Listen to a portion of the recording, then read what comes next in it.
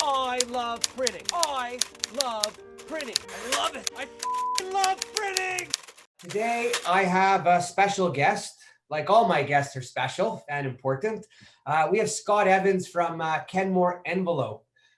Before I pass it on to Scott, I noticed Kenmore probably about 3-4 months ago because your marketing stuff started popping up online. You purchased a new press. And really, I just want to tell everyone, go check out their site, watch what they do. Very exciting company. And kudos to you because it takes a lot for me to notice something because I'm usually noticing all the bad stuff because not enough printers are doing good. So kudos. Why don't you take a couple minutes and just give us a little bit of a lowdown on Kenmore Envelope. Yeah, thank you, Warren. First of all, thanks for reaching out to me. Happy to be on this today and talking with you and sharing a little bit about Kenmore and kind of who we are and what we do. So first of all, thank you for having me on. Yeah, so Kenmore, family-owned business, third generation, started in the late 60s, incorporated in 75. We've developed a niche of flat sheet litho convert envelopes for direct mail. And that's kind of been like our main niche over the years. We've kind of focused on it and tried to perfect that at the highest level we possibly can from a litho perspective. Over multiple generations of growth, and I've been here now 18 years, we've really taken the mindset to focus on our people. And that's kind of been our mission here, to grow our people, take care of our people, and to do that using technology. And we feel like as we do that at Kenmore, the more we invest in our people, the more we invest in new technology, it gives them the ability to invest in our customers. So that's kind of been, a quick advertisement of who we are and what we do. And it's been an exciting time. These last 3, 4, 5 years have been really exciting. Lots of growth since 2013. And I really think it contributes to the people that are here and they're executing for our clients. I could not agree more with you. It is all about the people. And I think more people have to put an emphasis on the people that they have, right? I can't say that enough because no matter how far you are up the food chain, two most important people in the company are the receptionist and the shipper. And they probably don't even get treated with the same respect that they should as others, but kudos on the people. We are now coming out of the pandemic. I feel after my second dose, I'm out of it, but we're not 100%. But how did you manage through it? A couple questions, and then you could just go about. So how did you manage through it? Did you have to lay off any people? And how was business then? And how is it now? Yeah, so throughout COVID, I would say it probably hit us in March, is where we had about a 25 to 30% dip in incoming work for about a 14-week period. I really focused during that time to make sure our people got updates. So the one thing we did is I did a company update every week. And that update surrounded COVID, it surrounded incoming orders, it surrounded pointing out people that were doing some next level things throughout the operation. And it really was a message to our people on a weekly basis to allow them to kind of know what's going on and to feel that, hey, we're good, you're safe, this is what we're doing, these are the measures we're taking. So that was a big thing. We laid off no people during COVID, and that was a priority of mine to never lay off any of our people. And I was a little concerned there for a little bit. So early on, when I saw the sales dip, I was like, well, what are we going to do? If we're down 30%, how are we going to stay busy? So we did make a move, and I found a way to make some face shields, and we put our people to use making face shields, and we made about 300,000 face shields. Wow. We've moved about 100,000 of them between donations, and we did sell some to actually try to, because we didn't go small. So 300,000 face shields is a lot of money. So we found a way to use our cutting equipment, and then we sourced all the material to do so. So we executed that project. So, the face shield thing, it wasn't anything really, just way to give back to the community, take care of other people. I personally drove to multiple hospitals and donated shields. And it was just, it was a really good moment, and we didn't know where it was going to go. And then business later in 2020, probably say June, it stormed back. Our year, we ended up growing 12% last year. So we hit our growth targets. And June through the end of the year, our business was slammed, incoming business. So your year end ended in the middle of the pandemic, and you're saying you still ended up 12%. So our year end ended December 31st of 2020, and we ended up having 12% growth. Wow. And we hit our target for the year that we set, coming into the year. We just had about a 14-week period where we were off about 20 to 30% in incoming sales. That June, July, August, September, October, November, December, there was so much work that was pinned up that we could handle. And because we invested in the Conan and Bauer hit in January of that year, of 2020. So it hit right before business stopped. Right. So no, I was going to mention that. Yeah. So we were set up to take on more volume. Right.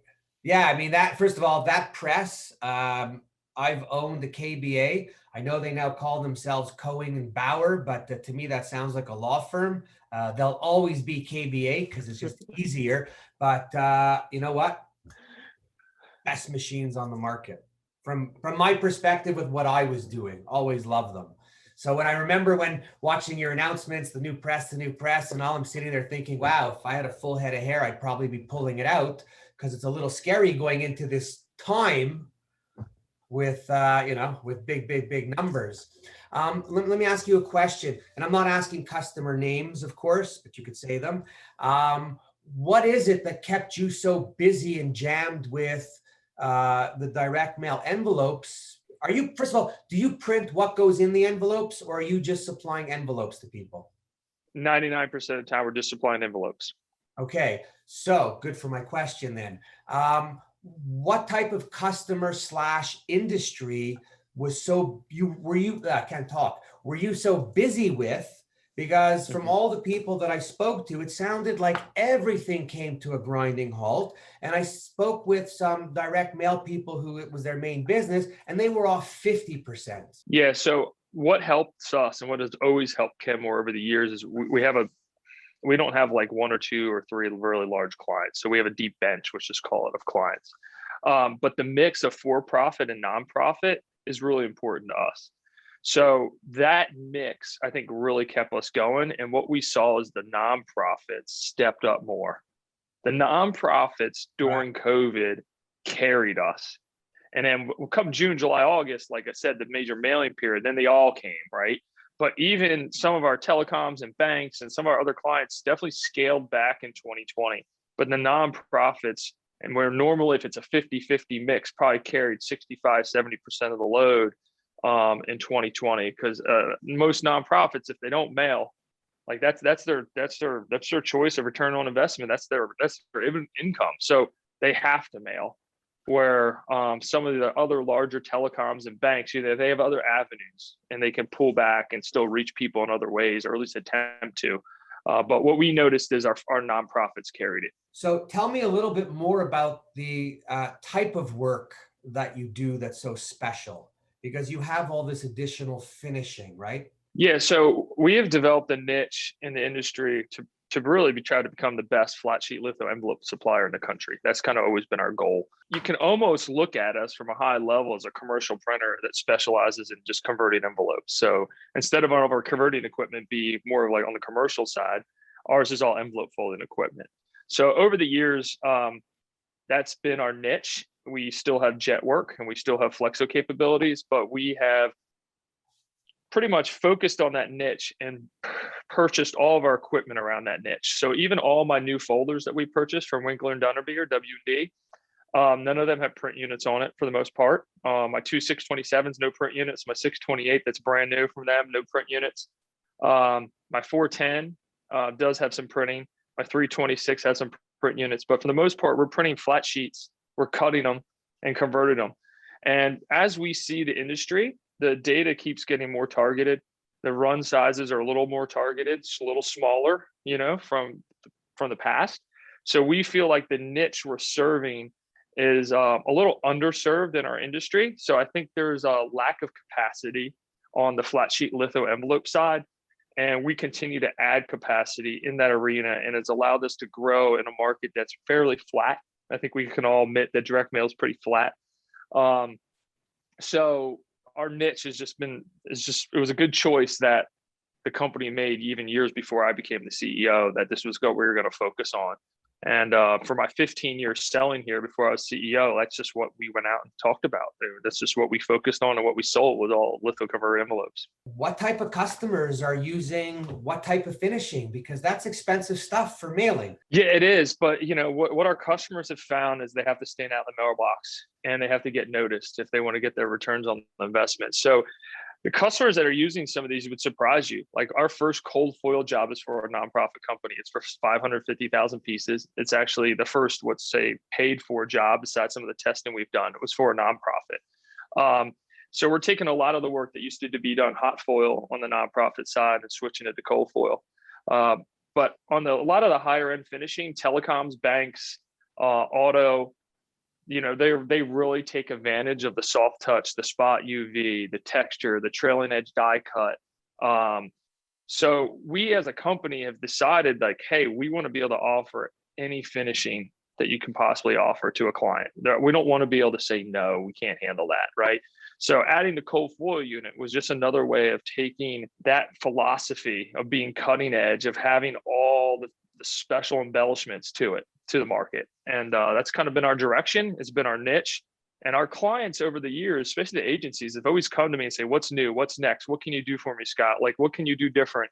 And over time, we've become like a leader to some of these agencies of guiding them to what's new, what's different. And if I show a sample from, you know, customer Y, not, you know, they'll design around it and create their own version of it. So that's kind of been our niche and our philosophy. So I'm kind of sitting here and I'm kind of smiling, not kind of, I am smiling because you guys are due. First of all, when I was in print, very similar philosophy. I wanted to get everything that others did not have. I wanted to keep always the innovation going so that my sales team always has something new to talk about, because you can't talk about service, price, and quality. No one really cares about the type of machine, but they want to see the end finished sample. And I'm sitting and I'm in my head, just because as a former owner and guy who spent money on equipment, I'm thinking, oh my God, how big is the cold foil market for envelopes that you spent that much money from Eagle Systems? And I just want to give a plug to Michael King at Eagle Systems and Alan Manning. You guys are awesome. Always love to have a drink with you, but even better, your equipment is just top of the line, second to none. So Mike, that's for you guys. But how much foil is there? Because when I think about the cost of the machine, and then I think about the cost of the roll that's coming down, and how do you maximize what you're printing and reuse the roll after? Yeah. So, all right. So I'll be completely honest, and that's the only way I can be. Is there is no business for cold foil and envelopes right now. So we took the stance that we're going to create it. Right. So there's different mindsets of how you can grow something or how you can build something. So our philosophy is we're going to create a demand for something that doesn't exist. And we feel like that is a heck of a growth model that goes along with other applications we have. Now, don't get me wrong. We had a few hot foil jobs that we know we could turn cold foil, but I'm talking maybe, you know, there's an order a month that comes through here that has foil on it. So we decided to be super progressive, take a little bit of a risk, invest in cold foil, and take it to the direct mail industry before anybody else has. I know currently that we are the only envelope company in the country that has an Eagle Systems cold foil unit on a sheet fed press. So what we can do for our clients now is, you know, with hot foil, it's like, hey, you can pick a color and you got to stamp it. It's offline process. We can give you 4-color process on foil. I can give you 6 different colors of foil on one envelope. I can do gradients. So we're taking what we saw in the packaging industry, and we know it can be done in direct mail. And direct mail, these banks, these telecoms, the autos, even the nonprofits, they all want to know what's new, what's next, what can you do? And the feedback we're receiving on the cold foil has been pretty much blown us away. And we've done a lot of testing. We also saw a lot of work out there that was being done on AR metallizing stock. Yeah. And it takes months to receive it. It takes so much planning, 6 months to get it. So what I can offer any telecom banker is, buddy, hey, it doesn't matter how many pieces you want. You don't have to plan ahead. I use on regular stock. And I can flood the whole envelope with silver, make the whole envelope silver, or I can print any color on top of it, any graphics on top of it, and you can give me your counts just like you normally would at the last second, and we'll go. And we can print 1 million envelopes, or we can print 500,000 envelopes, or 5 million.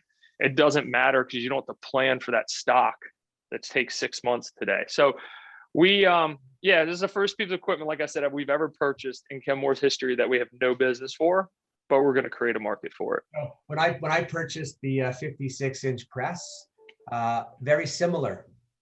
The only reason I bought it was there was no big press in our market, and I thought at the time that I would be able to pick up all the business from the people that were leaving our local market to go elsewhere and do it. That worked for 9 months until one of my competitors went and put a big press in with less features and was able to charge less. But with all the extras we had on the press, that's really what I bought the press for. And my thinking back then was build it and they will come. And they did come. It was a little slow. But you got to be really careful today when you say build it and they will come. I think in what you're doing, you could still say build it and they will come because you're the first and a leader. Yeah, that's what we think. That's what we believe. And when we get into something, we get into a full steam ahead. So we really believe that we're going to create a market for this. And like I said, we already have some orders coming in for it, and all the feedback and all the test samples has been great. We've had multiple customers send us artwork and they wanted it tested. So now it's just a matter of time. We're getting through COVID. Our sales team's able to travel a little bit more and meet some clients. Right. So it's just a matter of getting it in front of people. So I think we're in a good position to do this. And based on our previous success that we've had, it's one of those investments that we don't need it to take off day one. It's okay if it takes 6 months or a year to really take off, but we're going to do our best to get it to the marketplace and offer some additional, finishing and special things for our clients that, no one else can do right now. So let me ask you, did you do a wicked printed gold foil envelope with a mailing to every agency and nonprofit in the country yet? Yeah, no, we haven't done that, but we do have a lot of packages going out to all of our clients, to new clients, to showing all the kind of foil. We created a really cool color brochure, so they'll see exactly all the colors they can dream up, even down to how tight the font can get. Because cold foil, there's no flashing. It literally can get so detailed, and the fact that they can do gradients. So yeah, we have packages going out, and yeah, we're getting in front of people. So I'm gonna flip you my address so you could send me one, because I'd promote that for you. I love stuff that's innovative, cool, and different. And I think people like yourself in this industry, we can use a few more of, who are taking the plunge and trying things to be leaders. Right. Thanks. Yeah. Happy to send you some. Yeah, but happy to send you. I also think it's some of the younger guys in the industry are taking some of these chances because the cost of it, some of our elders don't have the stomach for it anymore. Right. Yeah. It's not inexpensive. So, but we believe it's the way to go. And it's never just the press, right? With the press, I'm sure you have to redo your G7, redo all of your testing, the plates, the inks, the chemicals. Yeah, prior to the Conan and Bauer hitting, we had to get with AGFA and just make sure that we had to upgrade our whole everything from plate making, just to make sure we could make enough plates, right? Between our 3 presses that all run 24/7, we had to make sure we had all that structure in place. And then we're continuing to invest in technology on the pre-press side. That seems to never end. Pre-press just continues to evolve and change, and the technology changes. And we really believe at Kenmore that speed wins. So whether it's from a time a quote comes in, how fast we can get it back to a customer, from time artwork hits, how fast we can get a PDF or a proof out. Our philosophy is to spoil our clients, that they don't want to go anywhere else, that once they start working with us, that we service them at a high level. I don't know if you can answer the question, but what percentage of the quotes what percentage of the quotes do you do with your regular clients do you get? Meaning, are you picking up the majority, 80%? Are you consistent getting most of the quotes?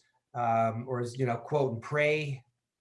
No, so I know the number. So now I'm not going to break it down to some of our clients send us a large chunk of what we quote with them. But if I look at across every quote we do, we hit around that 22 to 24% range.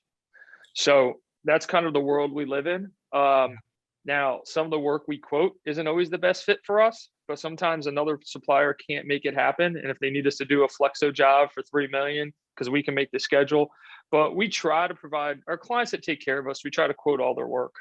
We try not to say, hey, we're not going to quote that for you. But there are some jobs that don't fit our operation that we'll say, we'll no quote. But for the most part, when we commit to a client, we're trying to service them.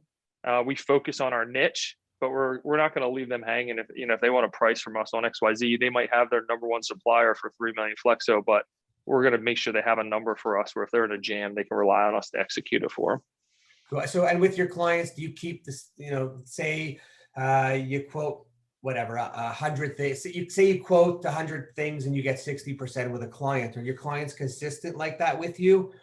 Most of them, or is it quote and pray and they beat you up? Or I'm asking that because no, it's changed. So like I would say, when I was in sales 10 years ago, or even 8 years ago, it was a little more nickel and dime. Today, it's more about our good clients that quote with us. I know we're going to get whatever 70% of what we quote with them, right? It's more about service us and can you do it? And are you going to do it every time? It's not today. I don't feel like it's as much about price. Okay. Today it's about, will you do what you say you're going to do? And then will you do it over and over and over again?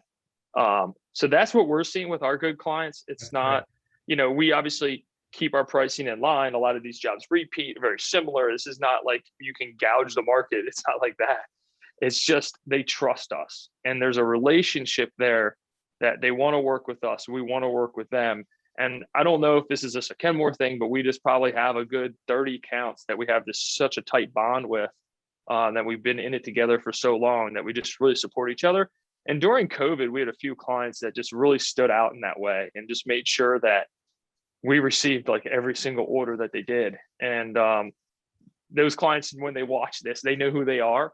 And because I tell them, they're near and dear to me, because those relationships don't exist as easy in a world like today, but we're seeing more and more of it. So anything super special, anything you want to highlight, anybody in your company that stands out? Did anybody during COVID rise that blew you away that you didn't expect? So I've heard from a few people, and everyone was good, but a few people mentioned to me that, they had a couple people they didn't even know who were in their company.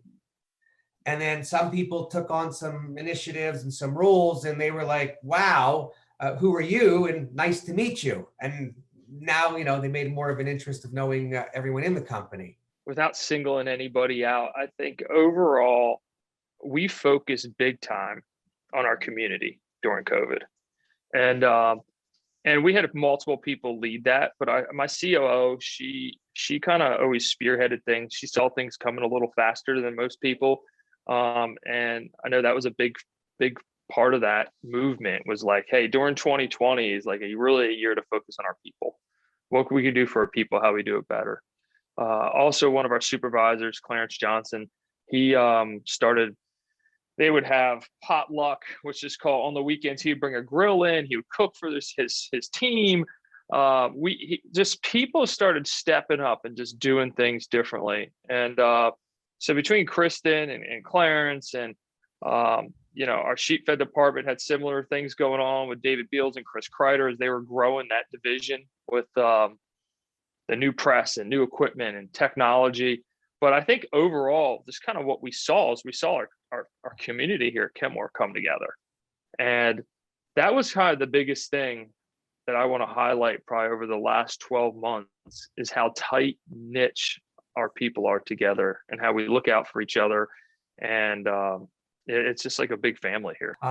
Any last minute, anything you want to mention before I close out? No, I would just say that Kenmore's overall philosophy on the print industry and direct mail is super positive.